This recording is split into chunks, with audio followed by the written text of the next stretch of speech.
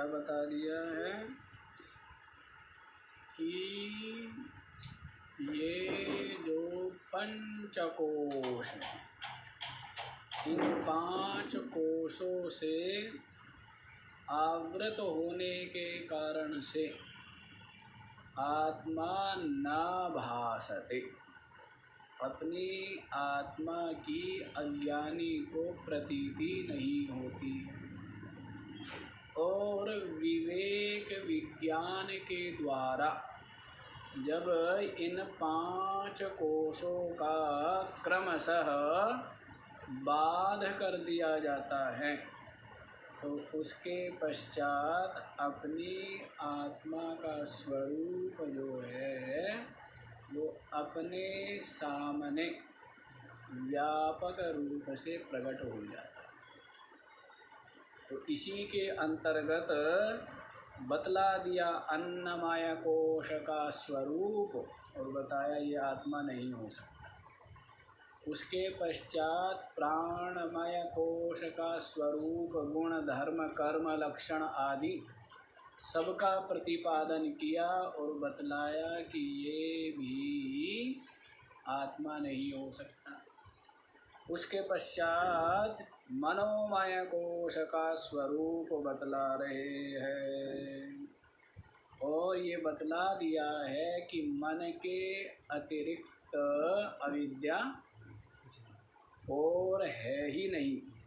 ये मन अविद्या ही इस जीव के संसार बंधन का हेतु है और इसके नष्ट होने पर ये संपूर्ण दृश्य विलय को प्राप्त हो जाता है और इसके प्रकट होने पर दृश्य पुनः उत्थित हो जाता है, पुनः उठ करके खड़ा हो जाता है। तो ये बात बतला दी गई है और इसकी महिमा बताई है कि जैसे स्वप्न में देखी, हाँ, कोई पदार्थ नहीं है लेकिन उसके पश्चात भी अपनी शक्ति से क्या करता है, सारा भोग्य भोक्ता भोग रूप सारा का सारा प्रपंच रच लेता है और स्वयं उसको सत्य मानता है, स्वयं उसका उपभोग करता है, स्वयं उसको पाने के लिए दौड़ता है और कभी जो है प्रसन्नता और कभी खेद को प्राप्त होता रहता है। हाँ? तो ये बात बतला दी है जी।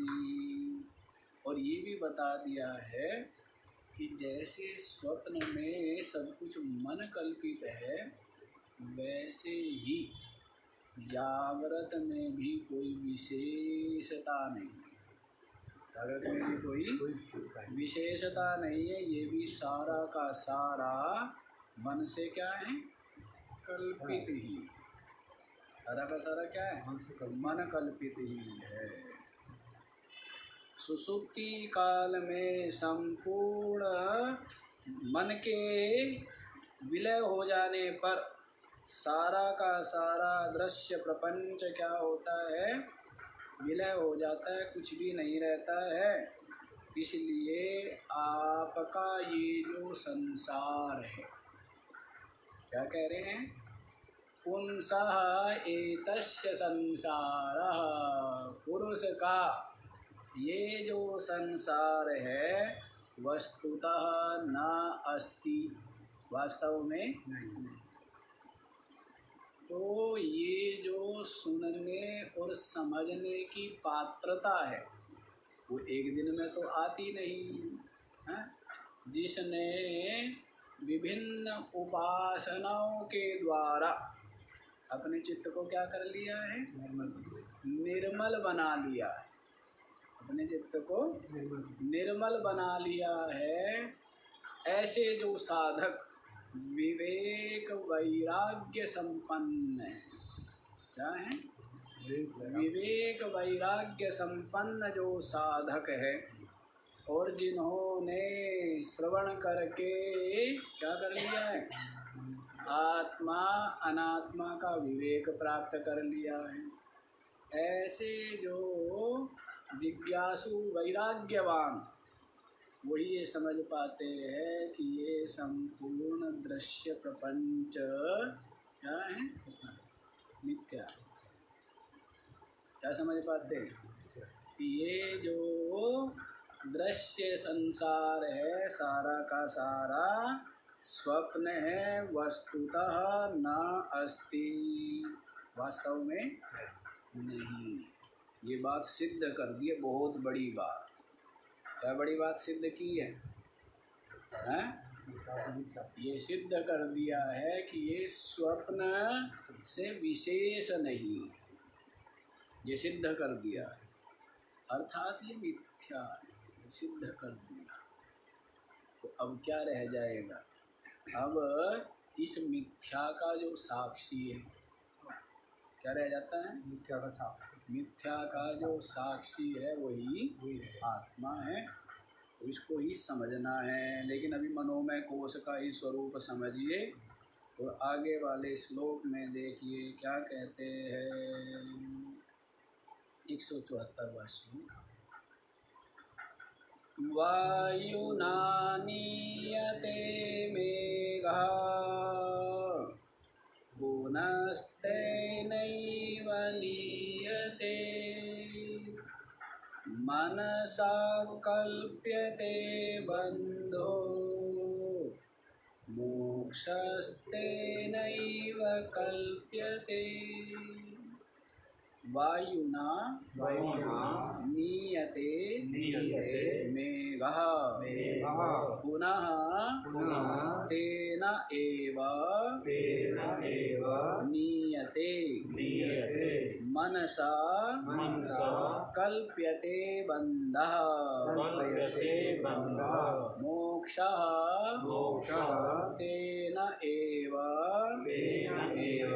कल्प्यते।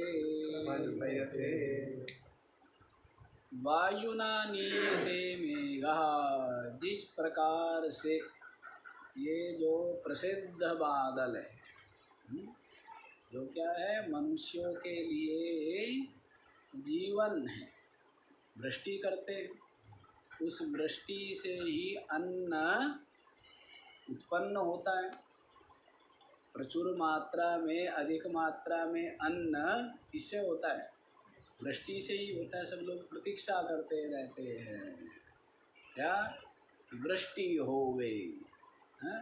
क्या बोलते हैं उसको, मानसून आ जाए, प्रतीक्षा करते हैं ना, यज्ञ याग आदि करते हैं कि जिससे कि वर्षा हो। सावन में श्रावण ऋतु, वर्षा ऋतु, श्रावण मास, तो सब प्रतीक्षा करते हैं वायु किसकी, मेघ की, बादल की, वर्षा।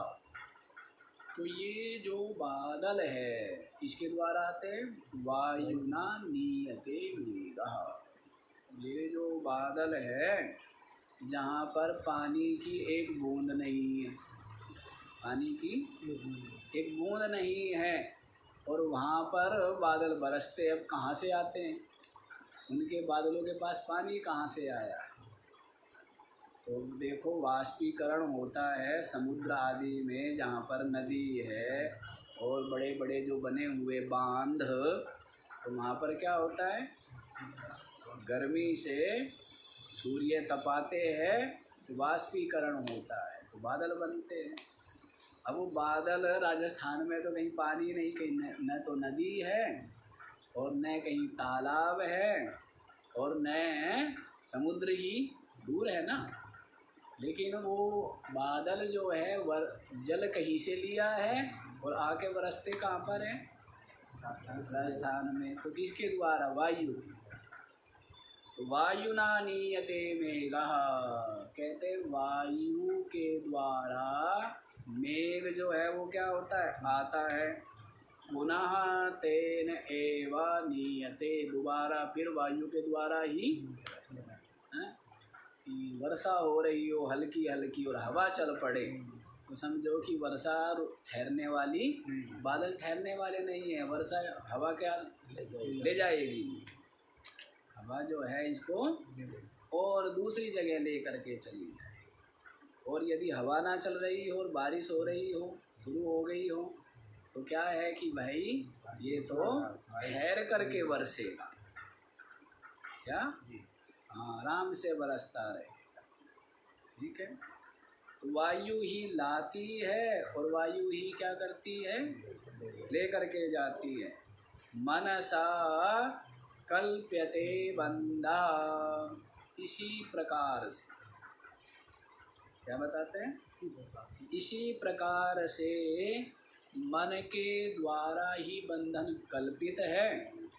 मोक्षः तेनैव कल्प्यते, और मैं मुक्त हो गया हूँ, ये जो निश्चय है, ये जो कल्पना है, ये भी किसमें है?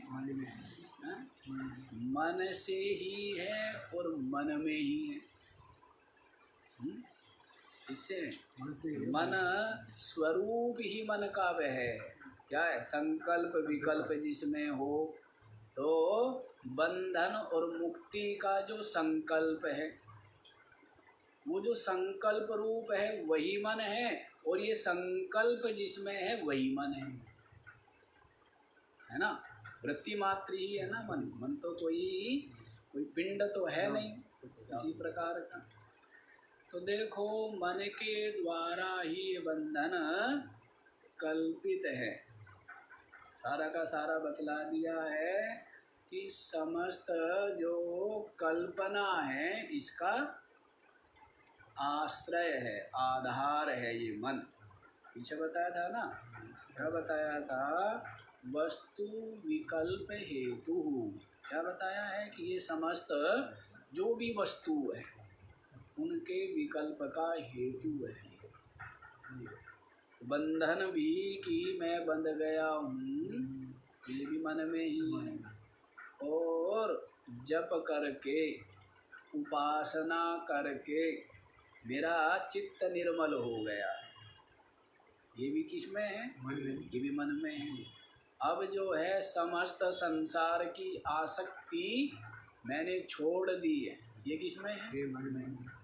और ये जो दृश्य जगत है ये मिथ्या है, ये भी किसमें है? ये भी मन में है।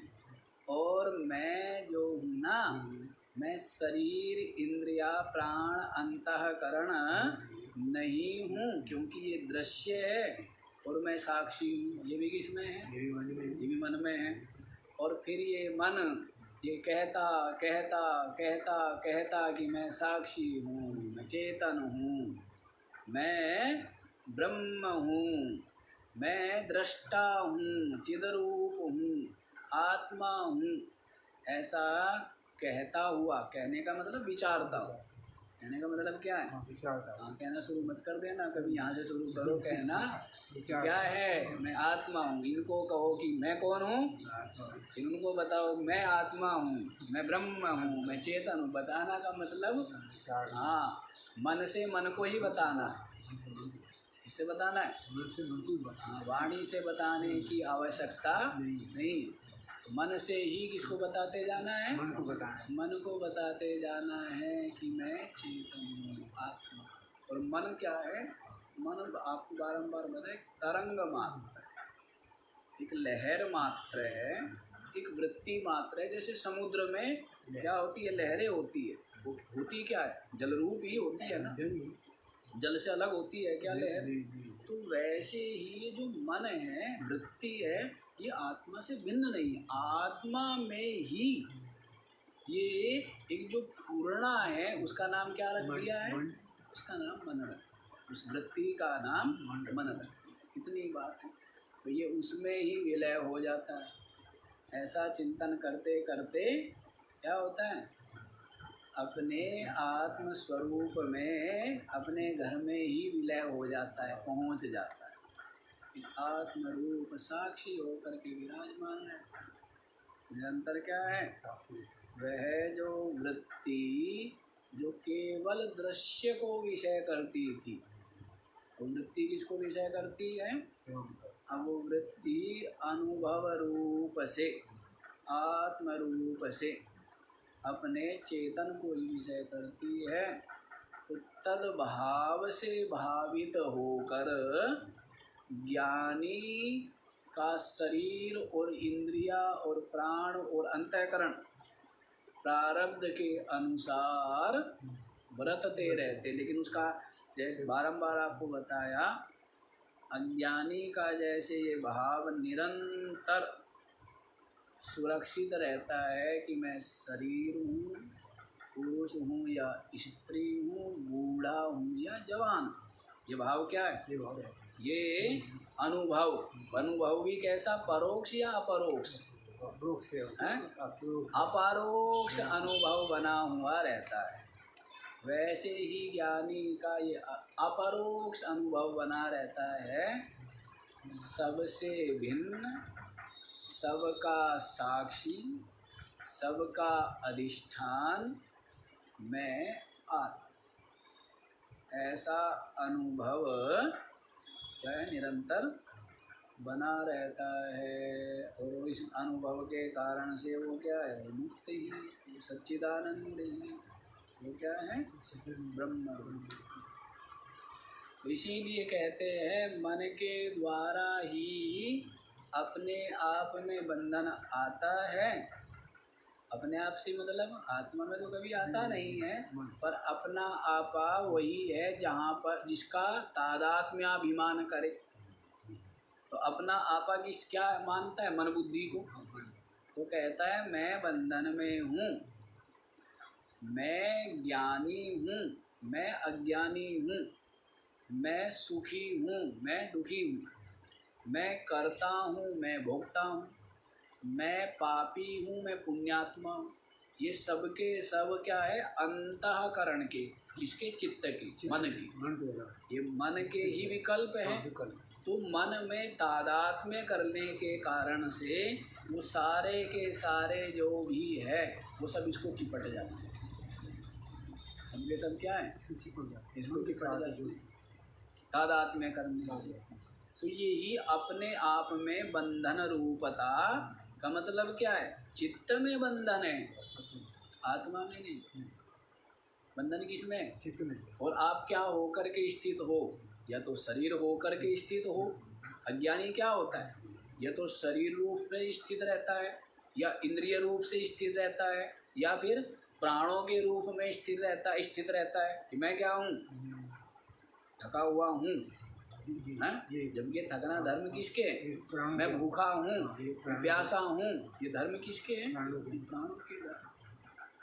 वैसे ही या मन बुद्धि बन करके रहता है कि मैं बहुत विचारवान और मैं बहुत दृढ़ प्रतिज्ञ निश्चयवान। तो ये किसके धर्म हैं, चित्त के और बुद्धि के धर्म हैं।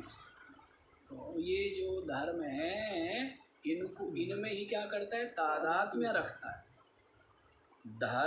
धर्मी में तादात्म्य होने से उसके जो धर्म हैं वो अपने में अंगीकार करता है, भासने लग जाते हैं। तो यही अज्ञान, यही अविवेक, यही बंधन है। ठीक है, अलग अलग कर दिया, ये क्या है, यही मुक्ति। समझ आया। तो इसीलिए कह दिया है कि बंधन मन के द्वारा ही कल्पित होता है और मोक्ष भी मन के द्वारा ही कल्पित है। हाँ, रमेश बार बार सुनाते ना, मन एवा मनुष्याणाम कारणम बंध मोक्ष। हाँ? मन को ही क्या कहा है, बंधन और मुक्ति में कारण कहा है। कपिल जी महाराज ने भी अपनी माता को यही उपदेश दिया। क्या उपदेश दिया, अरे उनको मनीष से मिलवा लेना,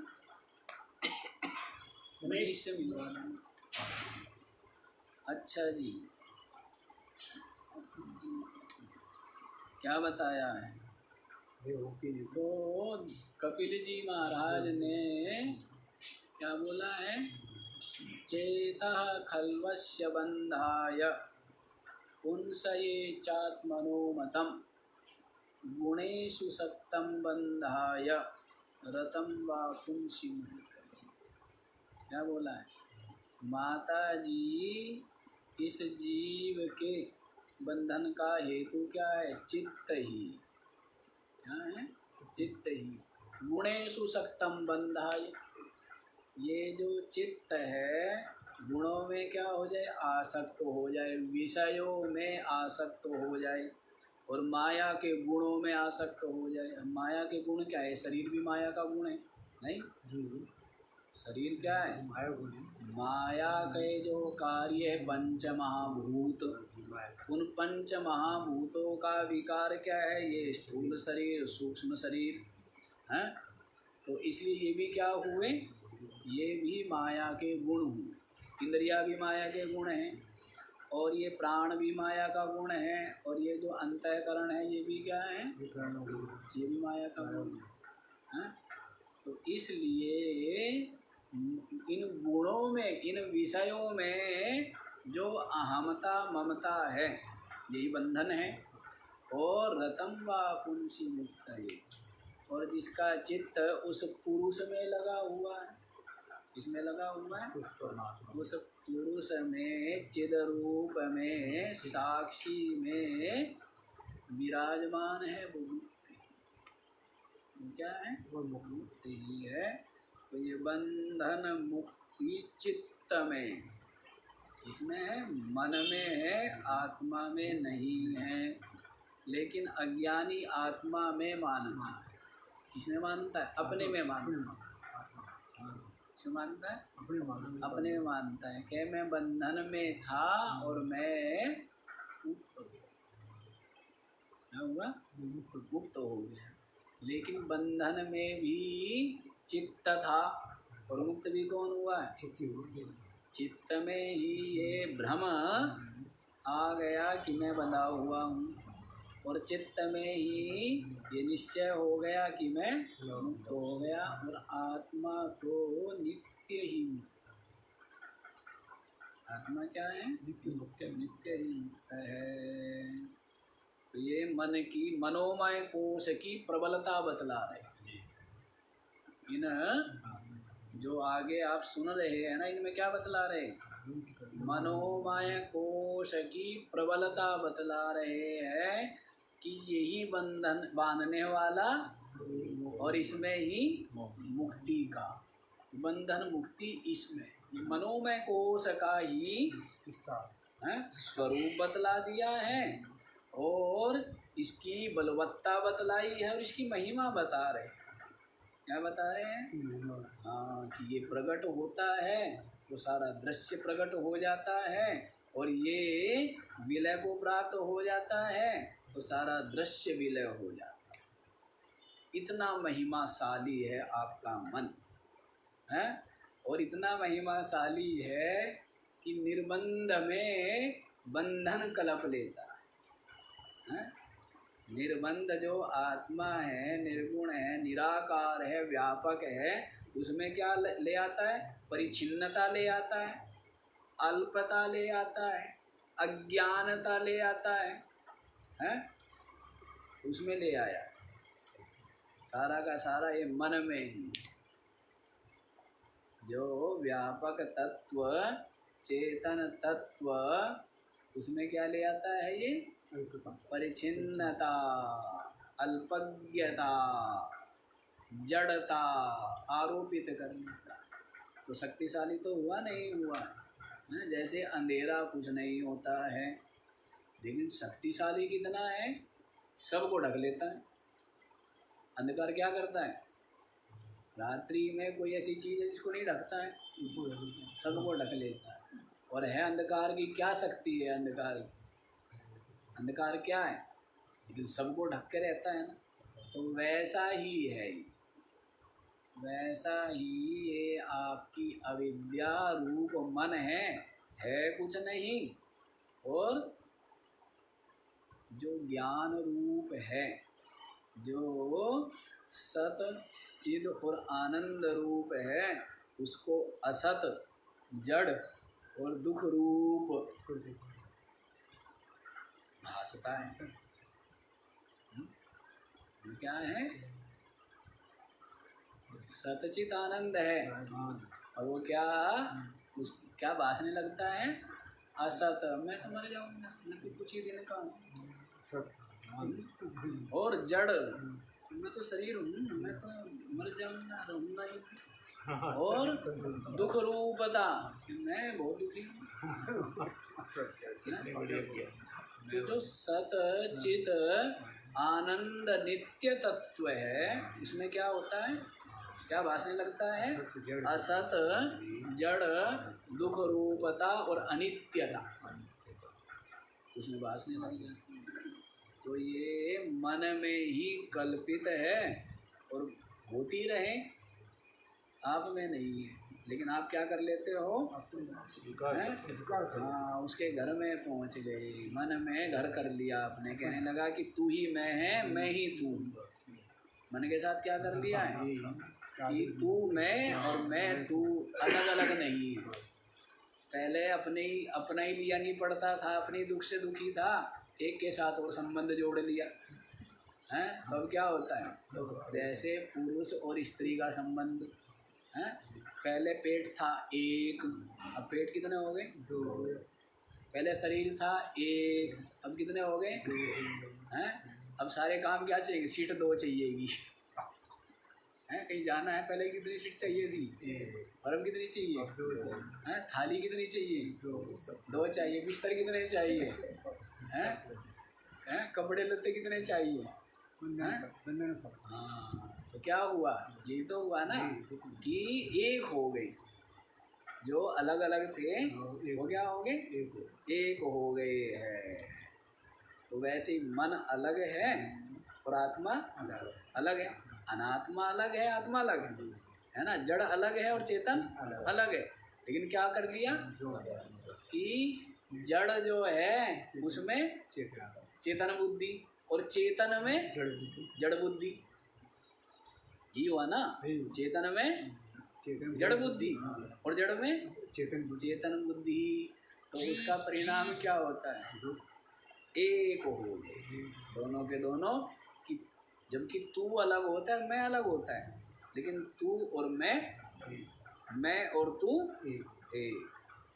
तो अब फिर क्या है? फिर तो अशांति ही है, फिर तो दुख ही है, बंधन ही है। शरीर में जन्म और मृत्यु है, रोग और बुढ़ापा है रहे, सदा रहता रहे, अपने को क्या तकलीफ है? शरीर में तो रहेगा ही। ये शरीर जन्मेगा, वृद्धि को भी प्राप्त होगा, पंचभूतात्मक है ना। फिर धीरे धीरे इसमें परिवर्तन भी होगा, धीरे धीरे ये क्षीण भी होगा और फिर बढ़ेगा भी। लेकिन जिसको ये बोध हो गया मैं नहीं हूँ, ये मैं तो साक्षी हूँ, मैं तो चेतन हूँ, मैं तो निर्विकार हूँ, मैं तो आत्मा हूँ। तो फिर इसके रोगग्रस्त होने पर या वृद्धावस्था आ जाने पर या शक्ति क्षीण हो जाने पर या मृत्यु के प्राप्त हो जाने पर उसका क्या बिगड़ता है? कुछ नहीं बिगड़ता है। तो वैसे शरीर भी रहता रहे, शरीर के धर्म भी रहते रहे और रहेंगे ही, है ना। बस इतना ही है। अज्ञानी इसमें तादात्म्य करता है, सब अपने में मानता है। ज्ञानी इनको अलग देखता है और देखता है ये उपाधि अलग है और ये उपाधि के ही गुण धर्म, ये क्रिया, ये कर्म, ये गुण, ये धर्म, ये उत्पत्ति, ये विनाश, सब किसका है? उपाधि का। तो मैं उपाधि का अधिष्ठान साक्षात, है ना। ऐसे बोध से जो संपन्न है वह ब्रह्मरूप, वह क्या है? ब्रह्म ही है। ब्रह्मविद ब्रह्मैव भवति। जो ब्रह्मवेत्ता है वो तो ब्रह्म ही। इस प्रकार देख लीजिए, ऐसा महिमावान आपका ये मनोमय कोश है। यही बंधन ले आता है आप में और यही आप में मुक्ति ले आता है। वो आप में इसलिए कह रहे हैं क्योंकि आपने मन के साथ में ही क्या किया हुआ है, तादात्म्य किया हुआ है, मन में ही आत्मबुद्धि की हुई है। इसी कारण से कहते हैं आप में बंधन और आप में मुक्ति, जबकि बंधन मुक्ति दोनों चित्त में ही, इसमें है, आत्मा में न बंधन है न मुक्ति है। मांडुक्य कारिका में है ना, न निरोधो न चोत्पत्ति न बद्धो न च साधक न मुमुक्षु न वै मुक्तः इत्येषा परमार्थता। पारमार्थिक दृष्टि से देखें तो पारमार्थिक दृष्टि है ना, कई दृष्टियाँ है ना, अज्ञानियों की सांसारिक दृष्टि एक हुई, और एक क्या हुई, जो विचार विवेक वैराग्यवान साधक है उनकी दृष्टि हुई, और एक जो पारमार्थिक ज्ञानियों की दृष्टि। तो पारमार्थिक दृष्टि में तो बंधन मुक्ति है नहीं, पारमार्थिक दृष्टि में बंधन मुक्ति नहीं है, और साधक की दृष्टि में क्या है, बंधन मुक्ति है। साधक की दृष्टि में क्या है, इसीलिए वो बंधन से मुक्त होने के लिए प्रवृत्त हो रहा है ना, स्वाध्याय करता है, जप करता है, ध्यान करता है, चिंतन करता है, साधक की दृष्टि। और संसारी की दृष्टि में, संसारी की दृष्टि में तो क्या है कि वो जड़ता रूप, वो जड़ होकर रहता है। क्या होकर रहता है, जड़ होकर है। कभी शरीर होकर रहता है, तो कभी धन होकर रहता है, तो कभी गाड़ी होकर रहता है, कभी मकान होकर रहता नहीं रहता है, कभी कपड़ा होकर रहता है।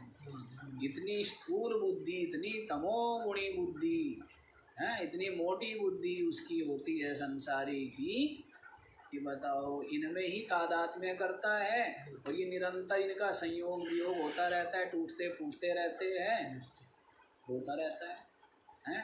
अब उसको बैठ के रोवे, अभी उसको बैठ के रोना पूरा हुआ नहीं था, इतने में कोई और टूट गया, अब उसको बैठ के रोवे, फिर कुछ और हो गया। होता ही रहता है। लोगों को हम देखते हैं कि बड़े कमाल के प्राणी हैं, काम है उनका, है ऐसा स्वभाव बना लिया, यदि कोई चिंता या रोने का विषय ना होवे तो वो अपने आप में बड़े ही अधूरा और बड़े ही विचलित अनुभव करते। तो रोना, कभी धन के लिए रोएगा, कभी गाड़ी के लिए, कभी मकान के लिए, कभी स्त्री के लिए, कभी पुत्र के लिए, कभी शरीर के लिए, कभी इंद्रियों के लिए, हैं कभी जड़ विषयों के लिए, कभी मन के लिए, रोना ही रोना। क्या है, रोना ही रोना। ये किसका काम है, संसारी का, जड़ होकर रहता है, जड़ होकर रहता है। साधक जो है वो क्या होकर रहता है, वैराग्यवान दृष्टि से युक्त है? तो उसके लिए क्या है, बंधन मुक्ति है, और ज्ञानी के लिए बंधन मुक्ति नहीं है। ना निरोध, किसका निरोध करे, क्या मन का निरोध करे, क्या मैं क्यों करूं, क्या मतलब है, मन का निरोध क्यों करूं और कहाँ से करूं, कहाँ से मन का निरोध करना और किस लिए मन का निरोध करना, जब सब कुछ ब्रह्म ही है। साधक के लिए नहीं कह रहे हैं, इसके लिए गड़बड़ मत कर लेना, क्या सब कुछ ब्रह्म ही है तो क्यों महाराज हमें खाने नहीं देते आप, क्यों हमें जो है संसार के विषयों को विचारने और सेवन करने और उसमें मन क्यों नहीं लगाने देते। तो साधक की बात नहीं है, जिसके लिए वास्तव में सबका सब क्या ब्रह्म। तो मन को कहाँ से रोके हैं, और क्यों रोके, इसलिए रोके जब ये मन भी ब्रह्म और ये जो संपूर्ण सब कुछ ब्रह्म ही है, क्या दिक्कत है, कोई समस्या नहीं है। तो उसका जो मन है वो दौड़ेगा ही, क्या दौड़ेगा, अपने आप में अपूर्णता, अब्रह्मता, न्यूनता मानता है, तभी क्या होता है, तभी दौड़ता है। जब आपने आप में पूर्णता का अनुभव करेगा तो फिर किस लिए दौड़ेगा, क्या किस लिए पड़ोसी के यहाँ जाएगा, किस लिए मित्र के यहाँ जाएगा, किस लिए संबंधी के यहाँ जाएगा, जब किसी की आवश्यकता नहीं है, जब परिपूर्ण हो गया, कोई दृष्टि में ही नहीं है, है ही मित्र शत्रु कोई है ही नहीं, सब ब्रह्म रूप सब ब्रह्म रूप खुद भी है, फिर कहा जाए तो इसलिए तब कहाँ जाए, तो मन भी ब्रह्म ही तो वैसे ही है। तो कहते हैं ना निरोध, किसको निरोध करना, न चोत्पत्ति ही, किसकी उत्पत्ति और किसकी विनाश है?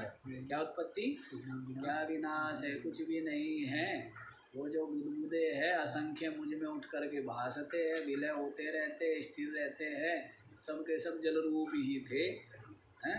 लौकिक दृष्टि में मानते हैं उत्पत्ति, लौकिक दृष्टि में मानते स्थिति, लौकिक दृष्टि में मानते विलय, अन्यथा जल ही था, जल ही है और जल रूप ही हो जाता है। तो न उत्पत्ति, न बद्धा, न कोई बंधा हुआ, और न उस बंधन से मुक्ति का कोई साधन करने वाला, साधक ही। बंधन नहीं है ना, आत्मा में नहीं है बंधन, परमार्थ दृष्टि से, परमार्थ दृष्टि से ज्ञान के श्रवण मनन निधिध्यासन से आत्मा का अपरोक्ष अनुभव जिसको हो गया है, उसकी दृष्टि पारमार्थिक दृष्टि है, और उसमें न निरोध है, न उत्पत्ति है, न कोई बंधन में है, न कोई साधक है, न कोई मुमुक्षु है, और न कोई मुक्त ही। ये सारा का सारा जो कुछ व्यवहार है, ये सब चित्त के स्तर पर है। ये सारा का सारा व्यवहार कहाँ है, चित्त के आत्मा के स्तर पर है, चित्त के स्तर चित्त पर, के स्तर। चित्त के स्तर पर है, अर्थात व्यवहार में है। कहाँ है, व्यवहार। और अज्ञान में तो चित्त के स्तर पर क्या क्या दुर्गति है वो आपको पता ही है। नाना प्रकार के विषय, नाना प्रकार के उन विषयों का राग, नाना प्रकार की इच्छाएं, उनके द्वारा निरंतर अशांत, निरंतर व्यथित, निरंतर दुखी, निरंतर क्या बना रहता है, दीन बना रहता है। निरंतर क्या बना रहता है, दीन बना रहता है। समझ आ गया। हाँ, तो ये सब मनोमय कोश की महिमा। हाँ, उसका आपको बतला रहे हैं कि बंधन मुक्ति सारा इस मन से ही है। इस मनोमय कोश की प्रबलता को समझिए, स्पष्ट रूप से समझ लीजिए कि ये सब मनोमय कोश में है, और मैं इस मनोमय कोश का, इसमें होने वाले समस्त विकल्पों का साक्षी क्या हूँ, अच्छे से समझ लीजिए सुस्पष्ट रूप से। जैसे स्थूल देह और स्थूल देह में होने वाले जो धर्म हैं, वृद्धावस्था, युवावस्था, जो भी वर्ण आश्रम आदि, रोग निरोग आदि, उन सब का क्या हूँ मैं, साक्षी। ऐसे ही जो गमनागमन रूप प्राणमय कोश वायु का विकार जड़ दृश्य है, समस्त कर्म क्रिया जिसके द्वारा होती है, इसका भी मैं साक्षी अलग ही। इसी प्रकार से समस्त विकल्प का हेतु ये जो ज्ञानेंद्रियों सहित मन, जिसको मनोमय कोश कहते हैं, तो जो अपने में बंधन मुक्ति की कल्पना करने वाला, सुख दुख की कल्पना करने वाला, जिससे संपूर्ण दृश्य की सत्ता बनी हुई है, मन से ही है, तो इसका भी मैं साक्षी हूँ। ये भी दृश्य ही है, ये भी जड़ ही है, ये भी अनात्मा ही है, ये भी माया का कार्य पंचभूतात्मक ही है, और मैं दृष्टा हूँ, साक्षी हूँ, चेतन हूँ। मैं क्या हूँ, अधिष्ठान शिवरूप।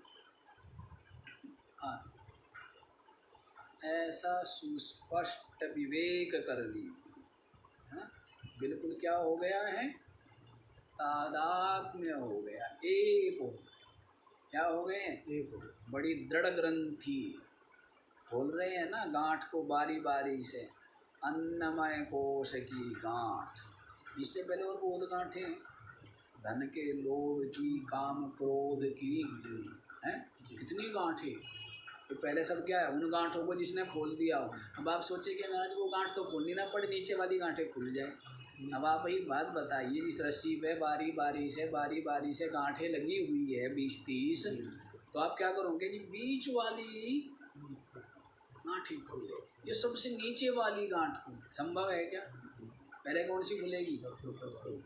हैं? हाँ, तो पहले जो है आसक्ति की गांठ। हर बार बोलता हूँ ना, बहुत बड़ा परिवार है आसक्ति का। आसक्ति का परिवार क्या है? बहुत बड़ा है ना। जो भी विषय है उन सब में जो राग है, प्रीति है, सुख बुद्धि है, जहाँ जहाँ भी तो बहुत बड़ा परिवार है। तो पहले वो गांठ खोलिए, उसके पश्चात फिर जो है ये बारी बारी से गांठ खोलनी है। स्थूल देह, ये क्या है? ये भी आत्मा है। इसके पश्चात ये जो प्राणमय कोश, ये भी आत्मा है। इसके पश्चात मनोमय, ये जो कोश है ये भी आत्मा। ऐसे गांठें खुली, बिल्कुल ऐसा दृढ़ तादात्म्य सही से समझ लीजिए स्वरूप को। अनात्मा का भी स्वरूप बतला दिया था और आत्मा का भी स्वरूप बतला दिया है। अब अनात्मा के अंतर्गत अब आप ये देखिए, अन्नमय कोश, प्राणमय कोश और मनोमय कोश, ये क्या है?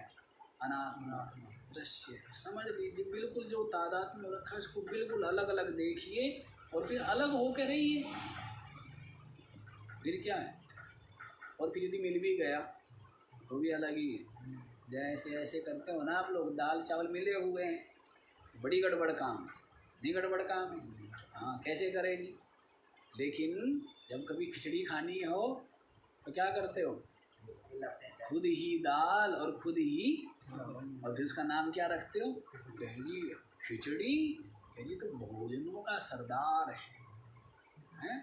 और कहते महात्माओं का भोजन तो ये, योगियों का भोजन तो खिचड़ी ही है।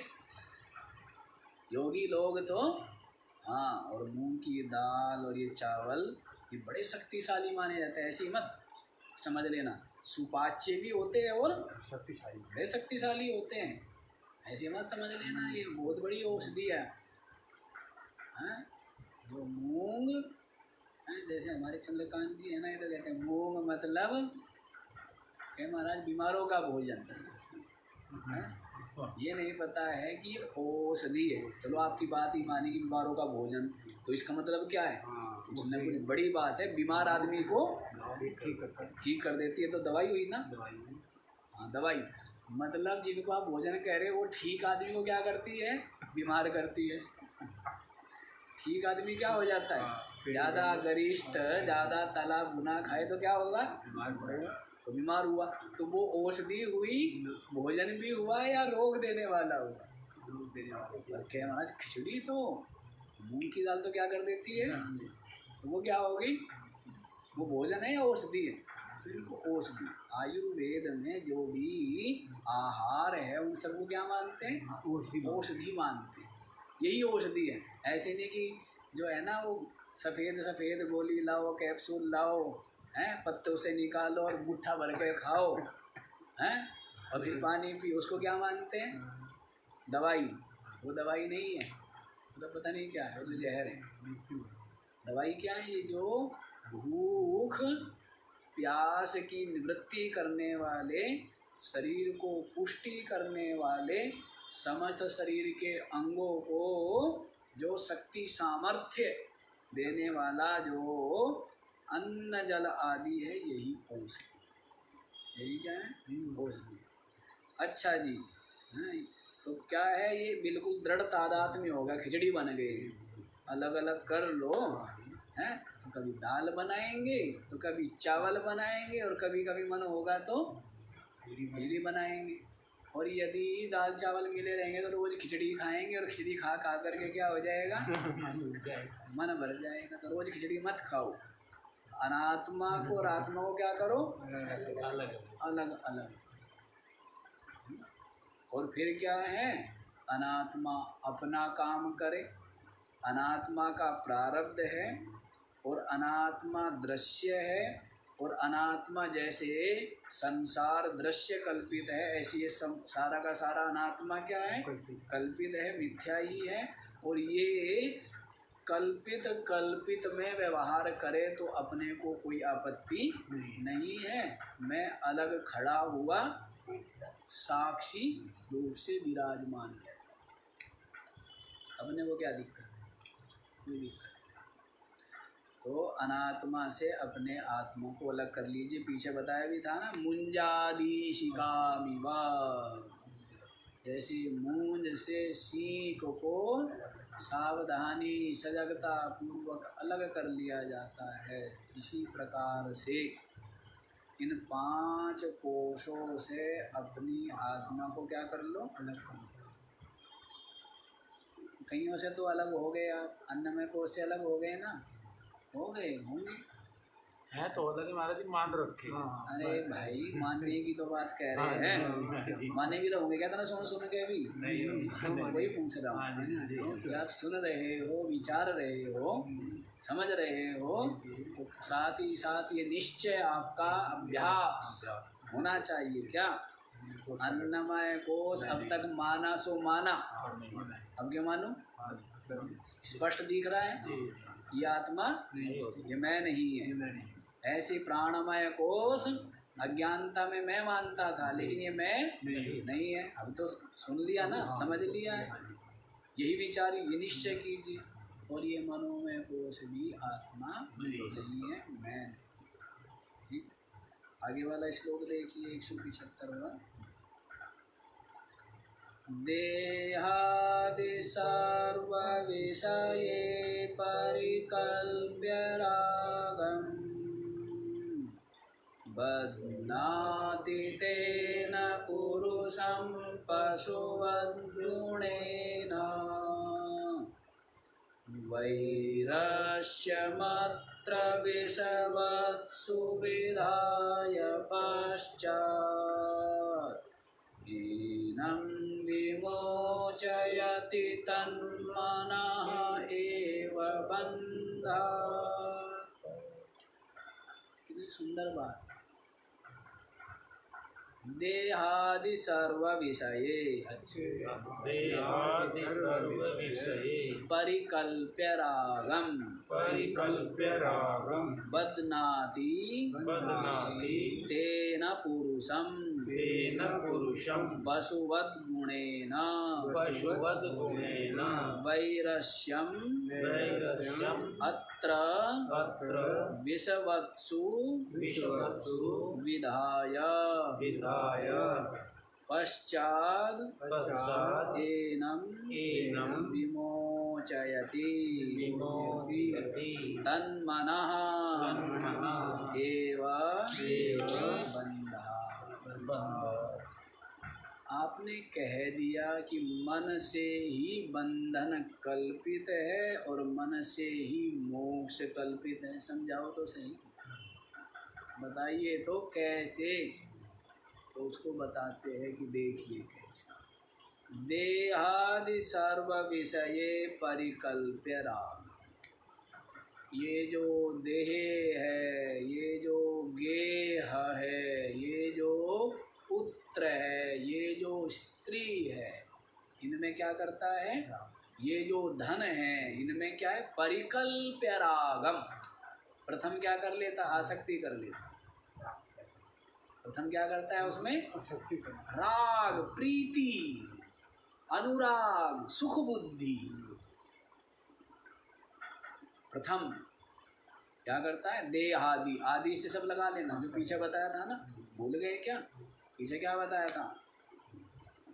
मोह एवा महामृत्यु देह दारा सुतादिषु। आदिषु माने धन, आदिषु माने घर हैं, आदिषु माने संबंधी, मित्रगण हैं, सब कुछ आ गए देह से। स्थूल स्थूल बता रहे अभी, अभी क्या बता रहे हैं? स्थूल स्थूल बता रहे हैं कि स्थूल में क्या होता है? राग। स्वाभाविक हो जाता है स्वामी जी। बचपन में कौन को मालूम होता है कि करना है या नहीं करना, स्वाभाविक इसमें आसक्ति होने लगती है। हाँ, बस स्वाभाविक इसलिए कहेंगे आप लोग कि जी हमने किया नहीं, अपने आप हो गया। ऐसे आप लोगों को स्वाभाविक लगता है, लेकिन एक तो आपके पूर्व के संस्कार और दूसरा वर्तमान में मिली हुई जो संगति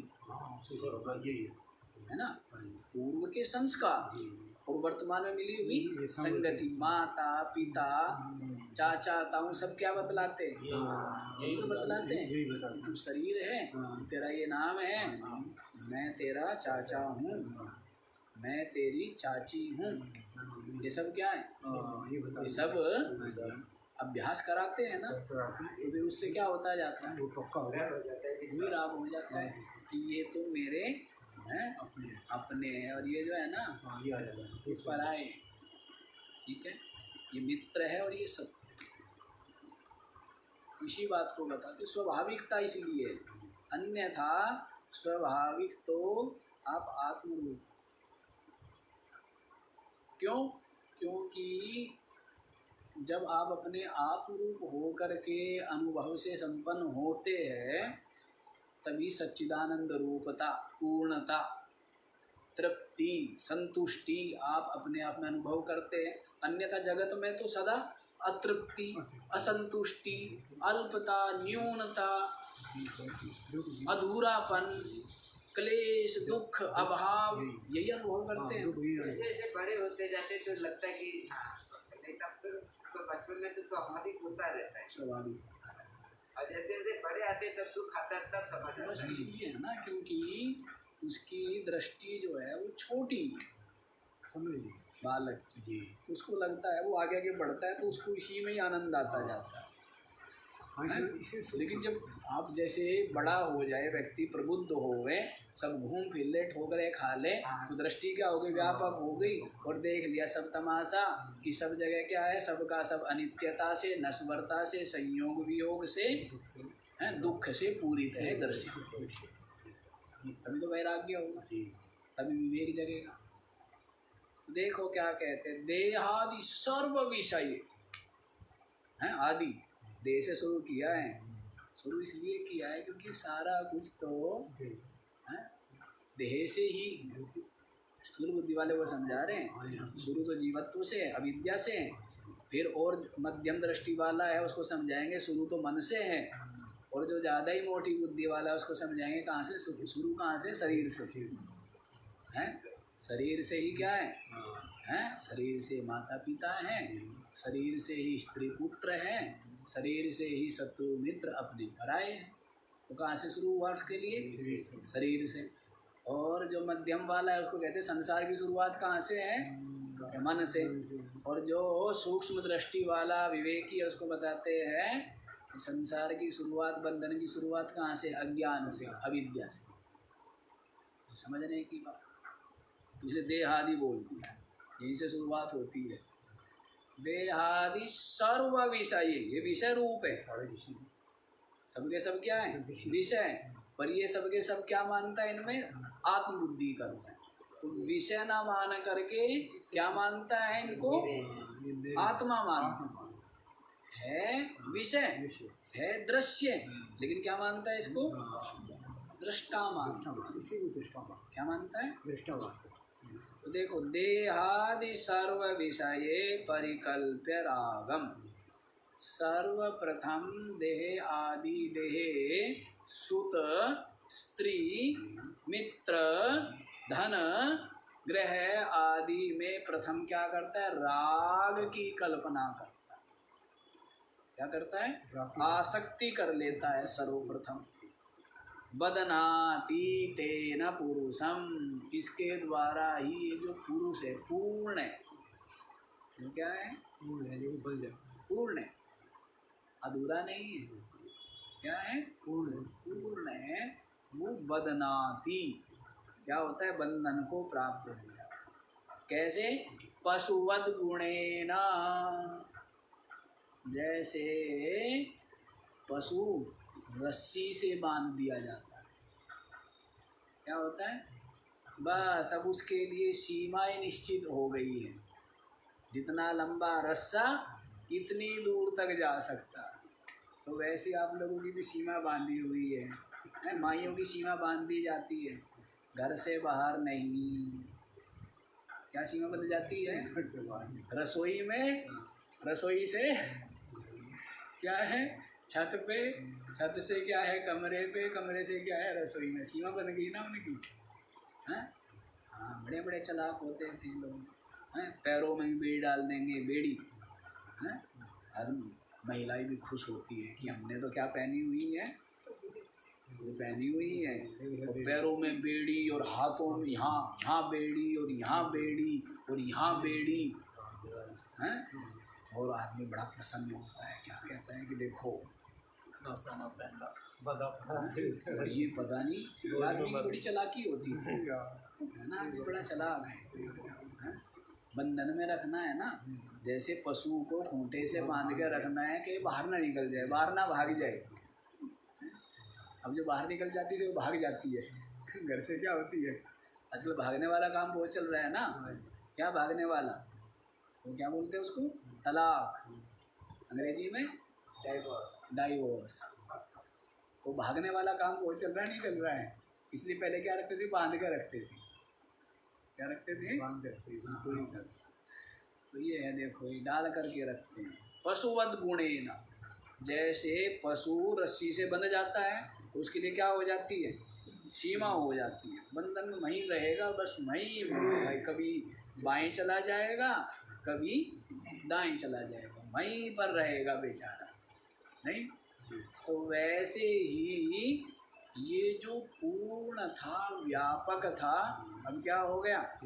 सीमा सीमित हो गया। कहाँ? शरीर में। कहाँ सीमित हो गया? स्त्री पुत्र आदि में, घर व्यापार में, ऑफिस आदि में। क्या हो गया? सब जगह सीमित हो गए। जो पूर्ण था, अब महात्मा लोग क्या होते हैं? व्यापक होते हैं। व्यापक होते हैं ना। कहते सब घर किसके? आपके घर कितने? अरे महात्मा के क्या घर? क्या महाराज आप चूल्हा तो आपके है नहीं, रोटी कहाँ खाते हो? यार इतने चूल्हे चल रहे हैं भाई। हैं? इतने चूल्हे जल रहे हैं, सब किसके जल रहे हैं? हमारे जल रहे हैं कि किसी कहीं चले जाएंगे। जो ग्रामों में भिक्षा मांग के खाते हैं ना, महात्मा वो बताते हैं कि भाई गृहस्थ लोग हैं, किसी के यहाँ साग बना है, किसी के यहाँ पराठा बना है, किसी के यहाँ कुछ और बना है। अब महात्मा का क्या है? जो खाना हो कहना कर दो नारायण हरि। द्वार पे गए नारायण हरि। वही बात है। कहने का भाव क्या है कि सारे उनके व्यापक हो जाते हैं ना। छोटा घर छोड़ा, और यदि इसमें भी छोड़ दें, यदि इसमें जो तादाद में आत्मबुद्धि है उसको छोड़ दें, और व्यापक हो गए। और जो चित्त है इसमें जो आत्मबुद्धि है उसको भी छोड़ दें, तो फिर क्या हो जाता है? वो ब्रह्मरूप अविनाशी हो गया। और उस जीव पने में भी छोड़ दो, चिदाभास जो जीव है फिर तो ब्रह्म रूप है, फिर तो व्यापक ही है, फिर तो वो क्या है? पुरुष है, पूर्ण है। तो देखो, तेना पुरुषं वदनाति पशुवत गुणेन। इस आसक्ति के द्वारा ही देह आदि में जो राग कर लिया है, इससे ही वह जो पूर्ण पुरुष है बंध जाता है। जैसे पशु बंधा हुआ है रस्सी से, सब बंधे हुए हैं कि महाराज बहुत बंधन में हैं, अभी वो काम बाकी है, कैसे आ जाऊं, ये भी है, सब बंधे हुए हैं। और दिखता कोई नहीं है। बंधन में रस्सी से कोई नहीं बंधा है, लेकिन सबके सब क्या है? राग से बंधे, मन से सबके सब किससे बन रहे हैं? राग से, है ना। तो चित्त में जो राग है उसी से सबके सब बंधे हुए हैं। देख लो, बड़ा विचित्र काम है। वैरस, आगे देखो कितनी सुंदर बात। वैरस्यम अत्र विषवत् सुविधाय पश्चात। पश्चात पश्चात माने बाद में। बाद में माने जब अविवेक था तब तक बंधा हुआ था, पश्चात क्या किया, संतों का संग किया, मुक्त पुरुषों का संग किया, बंधे हुए का। अब तक किनका संग किया, बंधे हुओं का। अब किसका संग कर रहा है, तो जो मुक्त है, जो बंधन में नहीं है, तो उनका संग करने से पश्चात क्या होता है, अत्र विषवत्सु वैरस्यम विधाय। अत्र माने इन देह आदि में जो विषय है, संपूर्ण विषय समुदाय में वैरस्यम विधाय, क्या, विरसता को अनुभव करके, कि इनमें कोई रस नहीं है, कोई सुख नहीं है, कोई सार नहीं है, सबके सब रसहीन, सबके सब रूखे, सबके सब फीके, सबके सब खट्टे कड़वे,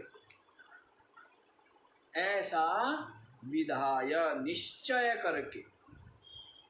क्या करके, निश्चय करके। अत्र माने ये जो देहादि विषय हैं जिनमें राग था, चित्त का क्या था, जिनमें राग था, अब यही मन संस्कारित हो गया, अच्छी जगह बैठा, अच्छे ग्रंथ पढ़े, हैं, संतों का संग किया, अच्छा उपदेश सुना, तो ये जो मन है अब क्या है, अत्र विषवत्सु, विष के समान,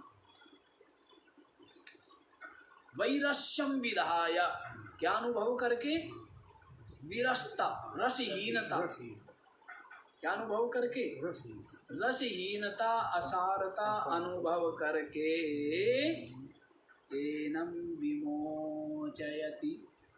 क्या होता है, ये जो जीव है इसको तन मनः, यह जो मन है ये मन ही, एनम आत्मानम जीवात्मानम पुरुषम बंधात विमोचयति, बंधन से क्या कर देता है, मुक्त कर। मन से ही ये पुरुष बंधन को प्राप्त हो गया, मन ने विषयों में राग कर लिया, तो इसके कारण से ये पूर्ण पुरुष बंधन को प्राप्त।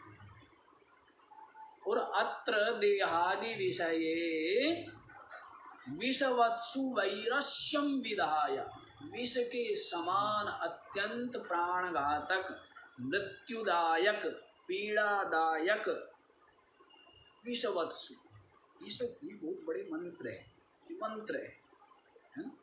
तो मंत्र आपको लिखाए हुए है ना, 2-3 मंत्र, है?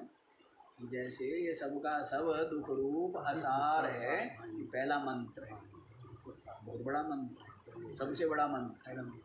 सबसे बड़ा मंत्र क्या है, कि ये सारा का सारा विषय समुदाय, सबका सब क्या है, दुख रूप असार। ये जो अनुभव है, ये चिंतन और ये अनुभव, चिंतन जो होगा अनुभव भी यही होगा, ये सबसे बड़ा मंत्र है। उसके पश्चात दूसरा मंत्र क्या है, ये सारा दृश्य प्रपंच मिथ्या है, स्वप्न के समान, दूसरा मंत्र हो गया। ये क्या हुआ, दूसरा मंत्र। तीसरा मंत्र क्या है, ये जो देहादि है सबके सब मिथ्या अनात्मा, ये आत्मा नहीं है, मैं साक्षी हूँ, मैं शरीर इंद्रिया प्राण अंतःकरण नहीं हूँ, मैं क्या हूँ, ये क्या हुआ, ये तीसरा। और साक्षी ब्रह्म रूप है, ये महावाक्य महामंत्र है। बड़े बड़े मंत्र है ना, इतना बड़ा मंत्र, बहुत बड़ा मंत्र। सारा का सारा दृश्य विषय समुदाय, सबका सब बांधने वाला, सबका सब दुख रूप असार है, ये जो मंत्र है महामंत्र है। ये क्या है, महामंत्र, मुक्त हो गया। तो इसी बात को कह रहे हैं, अत्र विषवतसु वैरस्यम विधाय, विष के समान इन विषयों में वैरस्यम विधाय, विरसता का निश्चय करके, अनुभव करके, एनम आत्मानम, इस आत्मा को, तन्मनः, ये जो मन है, ये मन ही बंधात विमोचयति, बंधन से मुक्त कर दे। पहले बंधन मानता था, राग था, अब राग छूट गया, अब क्या है, मैं क्या हो गया, मुक्त हो गए। बंधन भी इसी से हुआ और मुक्ति भी इसी से इसी से हुई है। समय हो गया, बाकी का अच्छा। ओ